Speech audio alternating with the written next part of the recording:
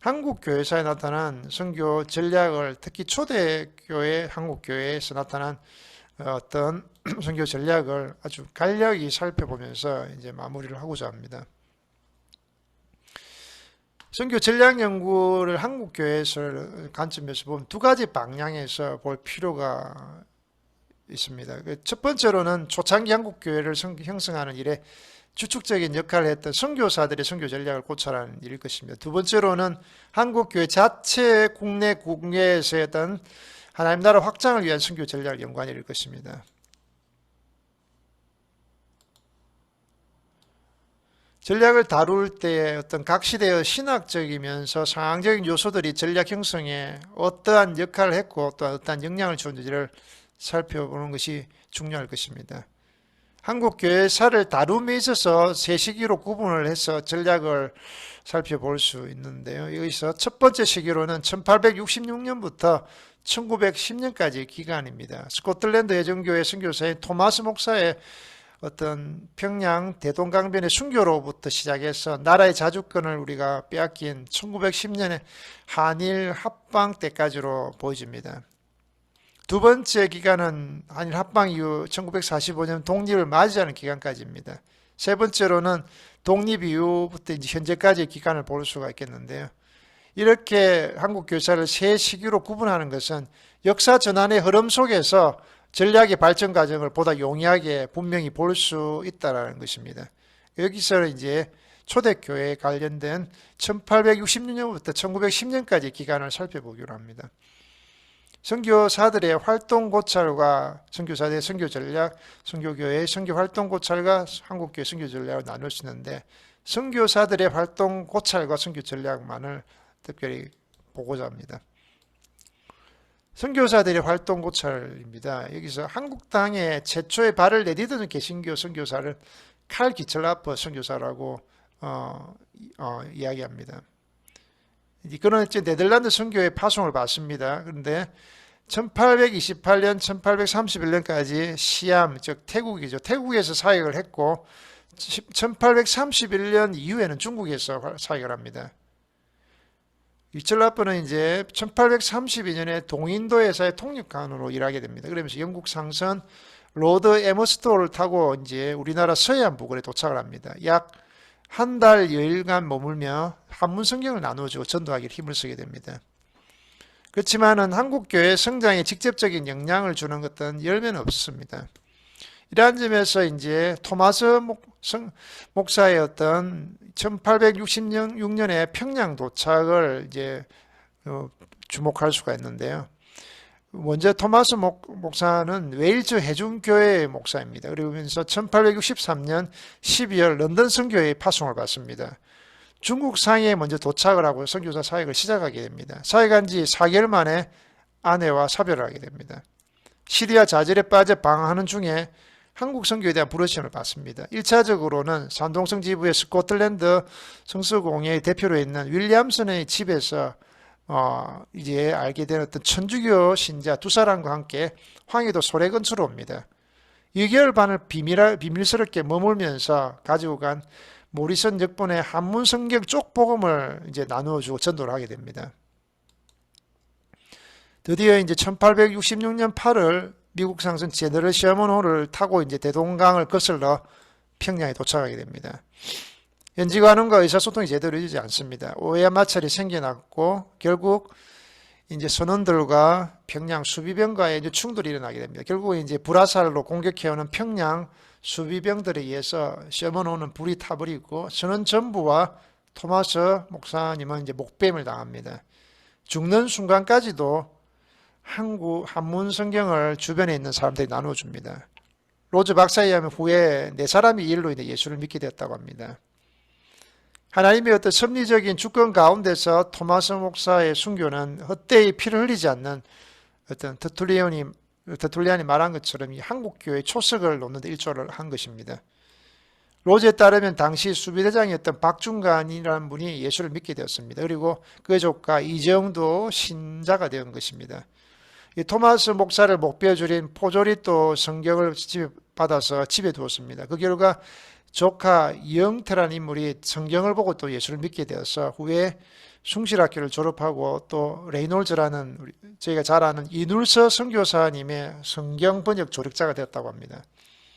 네 번째 사람으로는 토마스 목사의 순교를 직접 지켜본 당시 12살의 소년이었던 최치량이라는 인물이 한문 성경을 받게 됩니다. 그는 후에 모페 선교사님의 지도 전도를 받고 또 신자가 됩니다.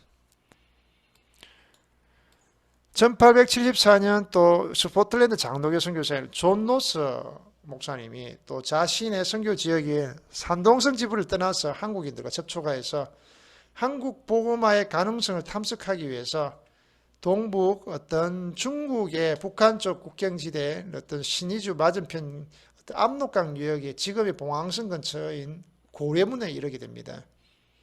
그의 어떤 매제인 존 맥킨타이어와 함께 고려문에 머물면서 이제 북한 의주 출신의 이영찬을 만나게 됩니다. 그래서 이영찬을 만나 전도를 하고는 한국 선교의 첫 열매를 맺게 됩니다.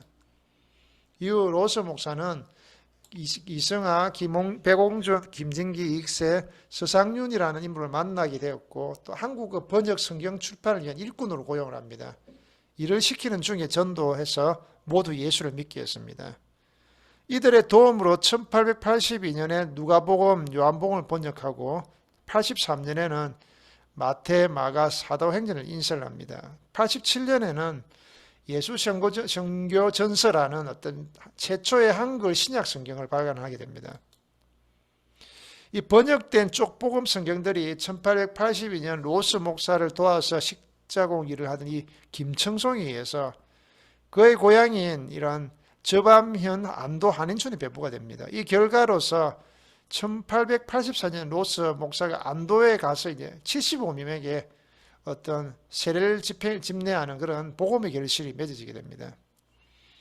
또 이승하와 세상윤, 백옹준 등이 중심이 되어서 번역한 성경들이 북한 땅에 또 반입되기 시작합니다. 그러면서 스코틀랜드 성서공회와 대형 성서공회는 성경 번역에 대한 자금 지원뿐만이 아니라 권서인이라고 하는 이 매서인으로서 이제 이들 청년들을 고용을 하게 됩니다.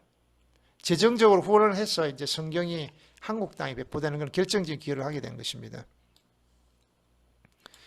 이 당시 어떤 눈여겨볼 부분들은 로스 목사가 선편으로 보낸 6천여 권의 성경이 당시 인천 해관에서 일하던 멜렌도르프의 도움을 받아서 서상윤이라는 인물에게 전달이 됩니다. 그리고 스코틀랜드 성서공회는 로스 목사에 의해서 번역된 성경 중에 또 일부를 일본으로 보내어서 일본인 메시인들이 또 부산이나 대구 등지로 또 배부되도록 한 것입니다.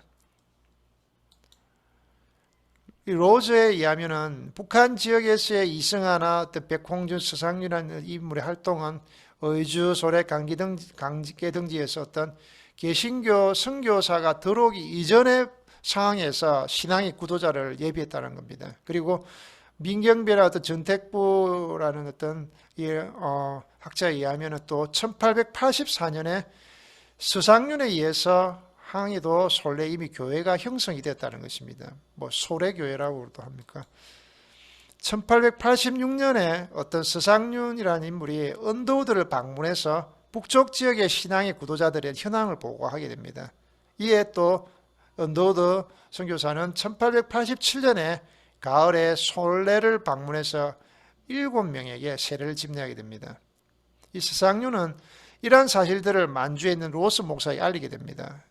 또 그해 이제 이어서 또 로스 목사는 배를 타고 서울에 와서 언더우드를 만나 최초의 장로교회를 소개에 이르릅니다. 어떤 언더우드는 이런 것처럼 로스 목사는 통한 복음의 결실로 해서 일단 선교의 큰 진전을 보게 되었고 1887년부터 해서 시작해 매년 북한 지역을 순회 전도하면서 세례를 주었던 것입니다. 언더우드의 순회 전도 사역은 당시 한국의 어떤 선교사들과의 어떤 팀 사역으로 연결이 되었습니다. 그리고 1890년 산동성 지부에서 언더우드의 초청을 받고 온 네비우스의 영향이 있었고 또한 동해의 미국 선교본부의 엘리무드의 지침을 통해서 북쪽을 중심으로 한 어떤 한국의 주요 지점의 선교 기지를 설치하게 됩니다. 이 기지를 축으로 해서 기동력이 있는 그런 순회 선교 사역이 이루어진 것입니다. 여기서 한국 선교 어떤 배후의 역사하시고 섭리하시는 어떤 하나님의 주권적인 어떤 손길을 주목할 수가 있을 것입니다. 어떤 선교의 주체는 삼위일체 하나님이시면서 또 그분이 복음의 문을 여시고 그분의 백성을 부르시고 사용하시면서 하나님의 나라를 흥왕케 하신다는 것입니다. 로스와 맥킨타의 만주를 통한 북한 지역을 향한 선교 사역입니다. 이 관서 표현이 많이 내포된 1887년에 로스 성경 전서가 있습니다. 1884년과 85년에 알렌과 언더우드 또 아펜젤러가 의사 및 또 교사의 신분으로 입국을 할 수 있게 된 당시 조선 왕조 말기 시대적 상황을 볼 수가 있습니다. 또 초창기에 내한한 북장로교, 북감리교, 남감리교, 또 호주, 캐나다 장로교에 속한 선교사들의 교회 갱생을 볼 수가 있습니다. 또 부흥의 열정과 또한 성경 중심적인 보수적인 신앙 등을 볼 수가 있는데 이러한 모든 제반 사항들이 어떤 한국 선교를 가능하게 하고 아주 짧은 시간 동안에 놀라운 한국교회의 성장을 낳은 하나님의 섭리적인 예비하심으로 보게 된다는 것입니다. 초창기 선교사들이나 어떤 많은 교회 사가들이 지적한 것처럼 한반도의 북쪽 지역을 중심으로 한 선교사에게 하나님의 섭리적인 예비함이 있었다는 것입니다. 북쪽 지역 사람들은 이러한 상황 속에서 기존 가치들에 대한 어떤 불만이 있었고 또 변화에 적극 수용한 상황이었고 또 상업에 종사하기 때문에 진취적이면서 개방적인 성향을 가졌다는 것입니다. 이러한 요인들이 복음이 북쪽 지역에서 급속히 확장될 이유가 될 수 있다는 것입니다. 그래서 알렌이나 언더우드 아펜젤러가 의사 및 교사로서 입국할 수 있기 때문에 배후에도 개인적이며 시대적인 하나님의 섭리가 있었다는 것입니다. 당시 1784년 같은 경우는 시대를 거슬러 가서 굉장히 한국 천주교회의 어떤 온갖 핍박과 고난이 여러 어떤 교난을 거치면서 거의 소멸 직전에 있었다는 것입니다. 1875년에 일본 함선이 어떤 운양호가 강화도에서 피격을 당합니다. 그 기점은 무력 시위를 하게 됩니다. 그래서 조선왕조는 1876년에 일본과의 우호 조약을 시작으로 해서 이제 세국 정책을 내리게 되고 이제 세계 문호를 개방하게 됩니다. 오랫동안 이제 세국을 주장하던 모아사상파의 수구 세력이 쇠퇴하게 됩니다. 동시에 선진 외국과의 교류를 통해 부국 강병을 시도하는 계아파가 득세를 하는 그 상황에서 이제 김옥균이라는 그 당시의 외무대신이 일본을 방문을 하게 됩니다. 그때 이제 녹스나 맥클레나 룬미즈 선교사들을 만나면서 당시 어떤 청산 학원을 돌아보면서 큰 그런 감명을 받게 됩니다. 1883년에 민혁을 단장으로 해서 또 특명 어떤 정권 사절단이 미국을 방문하게 됩니다. 대륙횡단 기차 안에서 볼티모어 대학학자에 있는 고처를 만나게 됩니다. 그러면서 이 고처는 한국인들과 만남 속에서 한국 선교의 가능성을 확신하고 사비로 $2,000를 감리교 해외 선교위원회에 보내어 한국 선교를 시작할 걸 촉구합니다. 당시 $2,000가 지금의 아마 수십억 원의 그런 가치의 어떤 재정적 가치를 보여주고 있었습니다. 일본에 있던 어떤 맥클레이는 어떤 김옥균의 초빙을 기억하고 또 감리교 선교부 요청을 받아서 1884년에 어떤 6월 8일 한국 방문을 하게 되고 국왕을 만나게 되고 또 김옥균의 도움을 통해서 학교 병원 설립을 허락받아서 선교사 입국의 길을 열어놓았습니다. 이처럼 어떤 개신교 선교사가 한국에 입국하는 데 있어서 정치적인 변화와 어떤 변혁의 의지를 가진 지도자들이 있었고 또 사회 종교적인 제요인들이 서로 이렇게 맞물리고 작용이 되어서 섭리적으로 선교의 문을 열어놓았다는 것입니다. 예일대학교 교회사회인 라토렛이 명한 것처럼 초창기 한국에 갔던 선교사들은 위대한 세기인 어떤 19세기에 있었던 유럽 교회 선교 운동에 참여했던 자들의 후손들이었다는 겁니다. 백낙주는 이렇게 이야기합니다. 1883년 10월 코네티컷주 하트포드에서 개최되었던 신학교 간의 선교 연맹대회에 언더우드와 아펜젤러가 이미 참여했음을 지적합니다. 그러면서 1891년 안식년을 맞이한 언더우드는 테네시주 내시빌에서 열렸던 신학교 간의 선교연맹대회 강사로 참석을 하게 되는데요. 여기서 반더빌트 대학에 재학 중이었던 감리교인 윤치호와 함께 한국 선교에 관한 큰 도전을 그 모든 신학생들에게 던져다 주었다는 겁니다. 그 열매로서 당시 맥코맥 신학교에 재학 중이었던 테이트나 어떤 버지니아 유니언 신학교의 존슨이나 또 레이놀즈 또 이눌스 선교사님이 한국 선교사로서 헌신하게 되었던 그 계기가 되었습니다. 그리고 정키인도 합류를 하게 됩니다. 이들의 어떤 한국 선교획을 돕기 위해서 또 언더우드의 형인 존 언더우드가 또 남장독의 선교본부에 또 2,000달러의 당시에 어떤 수십억 원의 가치가 있는 이 엄청난 또 선교비를 지원하기도 한 것입니다. 언더우드는 또한 캐나다 토론토에서 열렸던 학생 자원 선교대회 강사를 참석하게 되었습니다. 그리고 그 후에 세브란스 병원을 세우는 결정적인 역할을 한 의사 에비슨이 또 선교사로 헌신하게 됩니다. 이런 것처럼 초창기 한국 선교는 교파를 초월해서 당시에 구미의 제2의 어떤 복음 각성 운동의 소산이었다는 겁니다. 백낙준이나 어떤 브라운이 평가하는 것은 신학적으로 전 천년설에 입각한 이 그리스도의 천년왕국 대망과 복음을 땅끝까지 전해야겠다 이 대의임령이 사로잡힌 선교 열정이 있었다는 겁니다. 그래서 당시에 대부분의 선교사들은 성경의 권위와 교회 부흥에 대한 성령의 역사하심에 대한 어떤 확신과 경험을 가진 그 시대의 자녀들이었다는 겁니다. 이러한 요소들이 한국 교회에 어떤 1907년도에 대부흥을 가져오게 했고 백낙준이 지적하는 것처럼 한국 교회의 토착적인 어떤 기초를 마련해 놓았다라고 본다는 것입니다.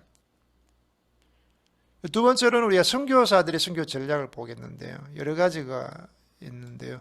총체적인 선교 전략과 내부 선교 정책 또는 선교 수행이 있고 선교 연합을 통한 방법이 있고 또 토착화 된 선교 방법으로서의 사랑방 전도 방법이 있습니다. 그리고 내부에서 원리에 의한 지도자 훈련 선교 정책이 있는데요. 그래서 총체적인 선교 전략에 대해서 대략적으로 살펴보기로 원합니다. 총체적인 선교 전략은 공식적으로는 선교를 수행할 수 없는 초창기 상황을 보게 되면은 의료 및 교육 분야를 통한 어떤 간접적인 선교가 이루어질 수밖에 없었다는 겁니다. 이미 잠시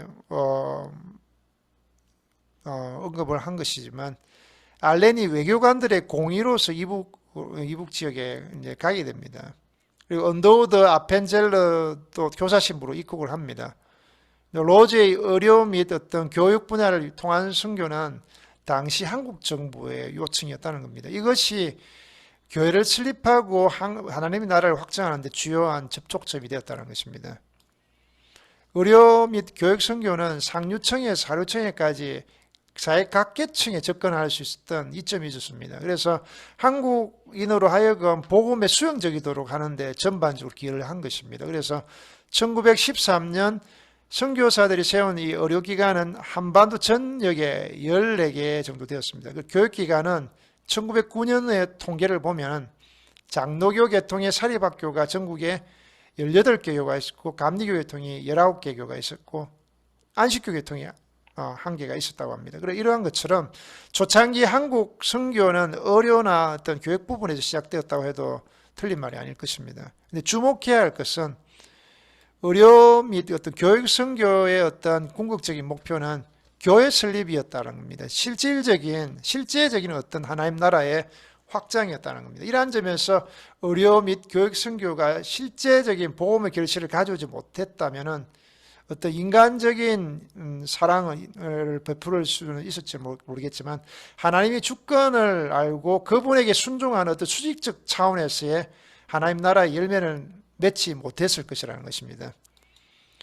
당시 어떤 미국 북장로 교회 극동 담당 선교 총무였던 로버트 스피어 같은 경우는 교육 및 의료에 관한 선교 정책을 논하면서 현지 토착교회 성장에 기여함이 없는 순수한 봉사 차원의 선교는 지양할 필요를 이야기를 하는 것입니다. 그래서 스피어의 뒤를 이어 총무로 사역한 브라운도 1901년에 한국 선교지 방문 보고서에서 교육 및 의료 선교의 두 가지 차원의 극단적인 입장을 경기하고 있다는 겁니다. 그에 의하면 구제 차원의 순수한 봉사를 지향해야 한다는 의견과 또한 교육, 의료 선교는 오직 교회 설립을 위한 접촉점으로서만 유용성이 있다는 이 극단적 입장으로서를 지향해야 된다는 겁니다. 두 가지 다 편파적이면서 치우친 입장이 된다는 겁니다. 일단 봉사와 복음이 별개일 수 없다는 겁니다. 사랑과 말씀이 별개일 수 없다는 겁니다. 교육과 의료 선교도 교회 설립과 무관한 것이 아니라 자연스럽게 병행되어지는 어떤 총체적인 사역이라는 것입니다. 그렇지만 이제 브라운은 스피와 같은 결론을 냅니다. 보험적 열매가 없는 단순한 교육 및 의료 및 봉사는 지향이 될 필요가 있고 전도적인 면의 어떤 종속이 돼야 한다는 것을 이야기하는 것입니다. 그래서 교육 및 의료 선교에서는 목회자 선교사들 뿐만이 아니라 전문직을 가진 평신도 선교사의 역할 또한 큰 것을 우리가 주목할 필요가 있는데요. 브라운은 여성 선교사들의 중요성에 대해 언급을 했습니다. 당시에 이들은 조선 왕조 말기의 유교적인 가치관의 희생양이 되어서 외부 세계와의 접촉이 상당히 제한되어 있는 그런 한국 여성들에게 복음을 전하는 데 큰 역할을 담당을 했다는 것입니다.